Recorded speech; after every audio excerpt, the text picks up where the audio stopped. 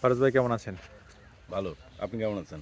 এই তো ভালো আছি। এই গুড যে মর্নিং। বিশ্বাস বনাম সর্দার নাটকে আপনার অভিনয় এই সম্পর্কে একটু বলেন বা ক্যারেক্টার সম্পর্কে একটু বলেন। ওকে। অভিজ্ঞতা। প্রথমে বলতে চাই বিশ্বাস বনাম সর্দার নাটকটি লিখেছেন বাংলাদেশের প্রখ্যাত নাট্যকার বৃন্দাবন দাস এবং পরিচালনায় আছেন সকাল আহমেদ।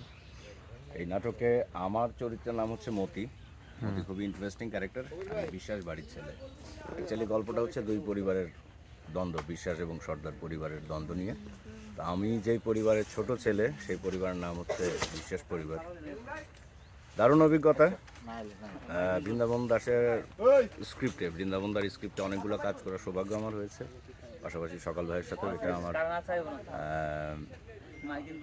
সম্ভবত 3 নম্বর সিরিয়াল। ভালো লাগছে কাজ করতে।